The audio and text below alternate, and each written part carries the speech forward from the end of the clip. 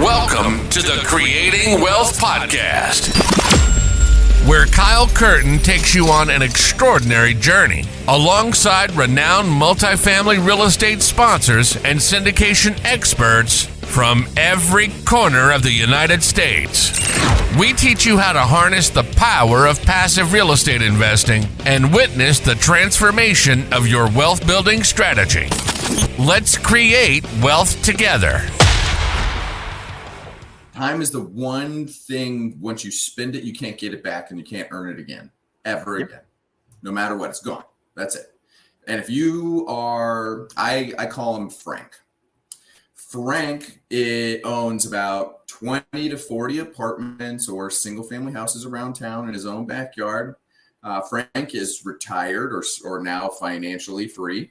Frank spends his days going from unit to unit, property to property, driving around in a rusty pickup truck with a weed whacker in the back, knocking on doors, collecting rents, showing apartments to tenants, prospective tenants. He is pulling leaves out of the gutters. He's weed whacking the sidewalks. He is collecting his rents in sweaty $20 bills every single month from 20% of his tenants. And then his wife is doing the bookkeeping and the accounting at night. And she's doing it in a very poor manner usually because she's not an accountant.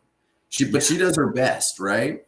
So Frank spends his nights and his weekends and his daytimes, running around town, painting walls and everything to do that, to be essentially a property manager. Frank is not financially free. Frank cannot go on a 2-month-long vacation to Europe without getting any phone calls or without having his portfolio potentially going to, very high vacancy levels or anything. If the grass grows tall enough, guess what? He's going to get a call from the city and they're going to foreclose on his property. And then he's not going to collect his rent because he wasn't there to collect those $20 bills in person from, his tenant base. So there's Frank. Frank is not financially free, but Frank probably has about $1 million worth of equity tied up in his portfolio. If he owns those properties for cash, he probably has $1 million. And this is Frank's version of retirement. And he is a millionaire. He is the millionaire next door. Yeah. But is he financially free? No, he's tied to a small business that is basically just him being a property manager for himself.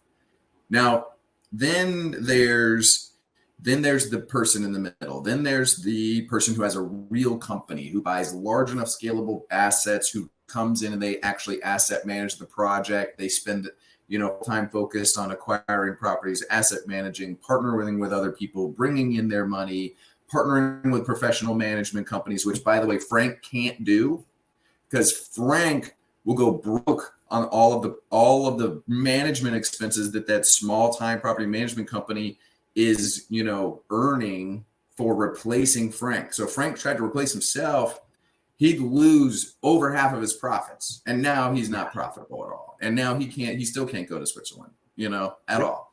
So then there's the middle person. And there's Lee. Lee's in the middle right now. Lee is the asset manager. He has a real company. There's hundreds of doors. I can afford to hire third-party property management companies to run all my deals and do a great job. And I am the driver of the bus or the buggy driver. Picking which horse to whip, determining when to pull the brakes, steering. Making sure that the people in the back are safe and happy, and that the Indians behind us can't hit us too hard with the arrows. Right? We're going as fast as we can. Yeah. So then there's the third phase, the third investor. The third investor, I call him Joe. Joe, he is passive investor. He has, in many cases, he used to be Frank, and he sold his portfolio.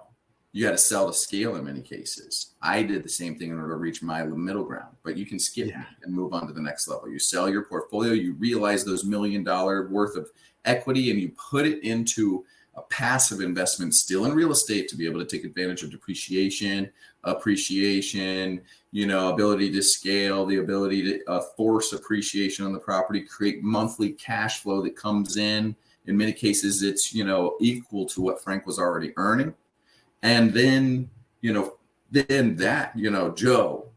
gets his quarterly distribution of cash flows on time. He relies on a professional asset management company to be able to run the projects that he's chosen to invest his hard-earned money into. He can properly diversify his $1 million into multiple projects. So he can pepper his 50 grand into 20 deals. Yes. So then what happens when one of them goes bad? It's okay. Diversification. That's the beauty of it. You put it with one guy and it doesn't do so well. You do it with another and it does fantastically well. Some you can also do it with cash flow. Some deals cash flow better and worse than others. Like you put your money into a deal that is focused purely on appreciation in a high growth market like Tampa, right? Put 50 into that. And then you do 50 into a high cash flow market like St. Louis, where we can distribute out 10% cash on cash returns, but the appreciation might not necessarily always be as well. So you can create a diversified portfolio of real estate investments by putting your money in passively with other people in their deals. So it's your choice, depending on where you are. I feel like I've gone on a kind of like a tirade now, but don't be Frank. If you're still working hard and you want to be a full-time real estate person and be actively involved in the deal and so on and so forth, my suggestion is to be a Lee. And Lee isn't just apartments. It can be any asset class type you want, whatever. And I used to be Frank and I sold most of my properties and I put all of that money into my deals. Yep. My objective is to be Joe. I want to be Joe one day. I want to just be purely passive because there's nothing better than when I see my distributions come from my deals or the deals that I've invested in with other people and they just hit every quarter. And I'm like, oh, that was nice. Perfect. Didn't have to go and make sure the rents got collected. Didn't have to drive around town on a rusty pickup truck. Didn't have to attend. I attended one meeting. For half an hour. I read a couple of emails like, oh, great. Looks like the property's doing good. Sounds good. All right. And I got a fat depreciation check against my income to reduce my taxable income. And it was beautiful.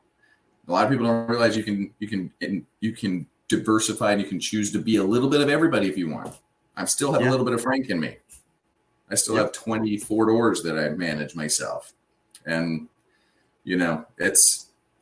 but I could still just be Frank. Instead, now I'm Lee and I'm a little bit of Joe. So I'm like transitioning from Frank into Lee, and then eventually I'm gonna be Joe. But I have a little bit of all of them still. And eventually I'm gonna sell all my portfolio that I have small stuff and get it all put into Joe.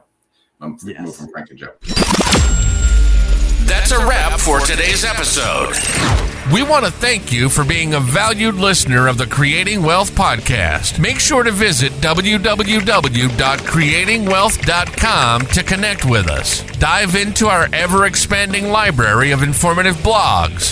Get access to our private investor portal and explore a wide range of additional valuable resources. Stay tuned for our next episode as we continue to create wealth together.